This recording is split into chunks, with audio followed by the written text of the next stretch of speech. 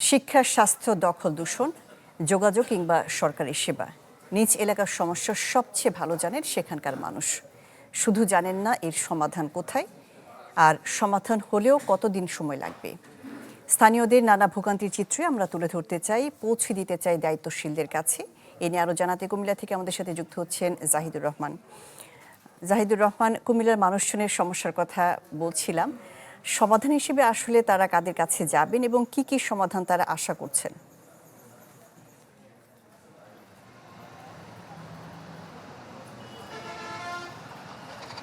শাহনাজ, আমি যেখানটায় আছি এটা হচ্ছে কুমিল্লার পদুয়ার বাজার এলাকা এবং এটা ঢাকা চট্টগ্রাম মহাসড়কের যে গুরুত্বপূর্ণ এলাকা এবং এই পথ দিয়েই কিন্তু কুমিল্লা থেকে চাঁদপুর এবং নোয়াখালী এবং হচ্ছে লক্ষ্মীপুর সেখানে কিন্তু যেতে হয়। কিন্তু শহর থেকে যখন মানুষ বের হয় বা ঢাকা থেকে বা চট্টগ্রাম থেকে কেউ যখন চাঁদপুর লক্ষ্মীপুরের দিকে যায়, এইখানে এসে কিন্তু বিড়ম্বনার শিকার হন। এর কারণটাই হচ্ছে অবৈধ পার্কিং। আমরা যদি একটু দেখাই আপনাকে, আপনি দেখতে পাচ্ছেন যে এইখানে যে মহাসড়কে কিন্তু 3 হুইলার চলার কথা নয়, কিন্তু সেখানে কিন্তু দেখছি যে অটো এবং অন্যান্য যে যানবাহনগুলো সেগুলো চলছে, একই সাথে উল্টো পথেও কিন্তু গাড়ি চলছে। কিন্তু এইখানে যাদের কাছে বলার কথা তারাও কিন্তু আসলে সেভাবে পদক্ষেপ নিচ্ছেন না। এখানকার যারা সাধারণ মানুষ, আমরা এখানে বেশ কয়েকজন সাধারণ মানুষ রয়েছে, তাদের সাথে একটু কথা বলতে চাইবো। এই যে এই এলাকাটা, আপনি নিশ্চয়ই এই পথ দিয়ে চলাচল করেন, আসলে কেমন বিড়ম্বনার শিকার হন একটু যদি আমাদেরকে জানান। জি, দীর্ঘদিন আমরা বিড়ম্বনার শিকার, আসলে অসহ্য জ্যাম। এই জ্যাম একটা সময় নূরজাহান হোটেল অতিক্রম করে একদম পল্লী বিদ্যুৎ পর্যন্ত ক্রস করে পেলে জাস্ট কিছুই না, এখানে কয়েকটা লোকাল বাস দাঁড়িয়ে থাকে, লাকসামগামী, চাঁদপুরগামী। এই গাড়িগুলোর জন্য মানুষের এই চরম ভোগান্তি। আমি দীর্ঘদিন এই রাস্তা দিয়ে যাতায়াত করি, আমরা এর কোনো সুরাও দেখতে পাচ্ছি না। ভাবলাম 5ই আগস্টের পরে পরিবর্তন হবে, হয়নি। 12ই ফেব্রুয়ারির পরে ভাবলাম পরিবর্তন হবে, তাও হয়নি। এখানে ট্রাফিক পুলিশ থাকলে বোধহয় এই প্রবলেমটা হতো না। এতটুকুই। আমরা এই মহাসড়কের দিকে তাকাই, একটা ছেলে যার বয়স আসলে 18 হবে না এখন, দেখছি যে সে কিন্তু এখানে চালাচ্ছে এবং আমরা তার সাথে কথা বলি, কিন্তু সে দেখা যাচ্ছে বেপরোয়াভাবে কিন্তু মহাসড়ক দিয়ে চলে যাচ্ছে, কথা বলতে চাচ্ছে না। তো এক্ষেত্রে আসলে এই পথে যারা চলাচল করেন তারা কিন্তু নিয়মিত ভোগান্তির শিকার হন এবং দেখা যাচ্ছে যে এইখানে আসার পর আমরা যেটা দেখেছি উল্টো পথেও কিন্তু গাড়ি আসে, যে কারণে দেখা যাচ্ছে যে এখানে যানজট তীব্রতা থাকে। আমরা এই বিষয়টা নিয়ে নির্বাহী প্রকৌশলী সড়ক ও জনবিভাগের যিনি দায়িত্বে আছেন তার সাথে কথা বলেছিলাম।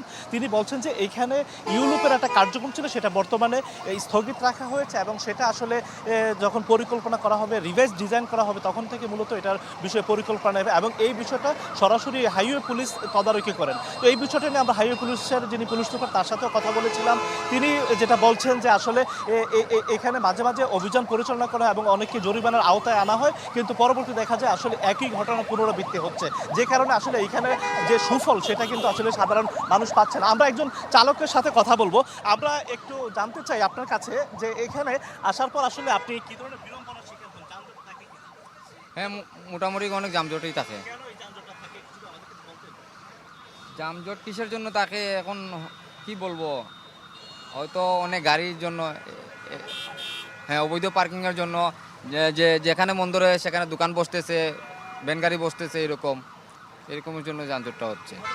সাধারণত আমরা দেখছিলাম যে আসলে একজন চালকও কিন্তু এখানে অবৈধ পার্কিংয়ের বিষয়ে কথা বলছেন এবং আমরা আরও একজন চালকের সাথে কথা বলার চেষ্টা করব যে আসলে এই পথ দিয়ে তারা চলাচল করেন।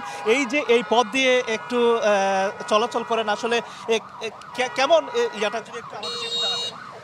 তিনি আসলে যেহেতু গাড়ি ছেড়েছে কথা বলতে চাচ্ছেন না। আমরা দেখতে পাচ্ছি যে এখানে মহাসড়কে কিন্তু 3 হুইলারও চলছে। আসলে এইসব গাড়ির কারণেই কিন্তু মূলত আমরা আসলে এই ধরনের ভোগান্তি দেখছি।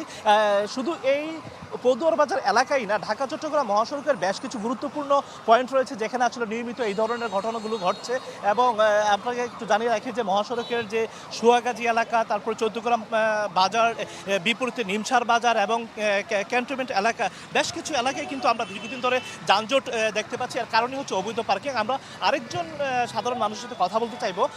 আপনি নিশ্চয়ই এই পথ দিয়ে চলাচল করেন, আসলে কি ধরনের বিড়ম্বনা?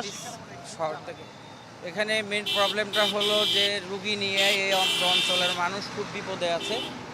তাছাড়া সাধারণ মানুষ যারা আছে, এই ফ্লাইওভারটার ওই নূরজাহান হোটেল পর্যন্ত টেনে নিয়ে গেলে শহরের গাড়িগুলোর স্ট্রেট চলাচল করতে পারতো, কিন্তু এরকম কোনো সুদূর প্রসারী চিন্তাভাবনা দেখতে পাচ্ছি না। আমরা জেনেছি বিগত সরকারের আমলে ছিল, কিন্তু এই গভর্নমেন্টে আসার পরে এরকম কোনো কার্যক্রম আমরা দেখতে পারি নাই, যার কারণে হাজার হাজার লক্ষ লক্ষ মানুষ কষ্ট করে এবং প্রত্যেকগুলা গাড়ি ইউটার্ন নেওয়ার পরে এখানে এসে জমে থাকে এবং বিড়ম্বনার শেষ বলতে মানে এমনও গেছে ক্যান্টনমেন্টে 6 ঘন্টায় গেছে মানুষ, এমনও গেছে গত সপ্তাহে 6 ঘন্টায়, 15 কিলোমিটার রাস্তা 6 ঘন্টায় গেছে।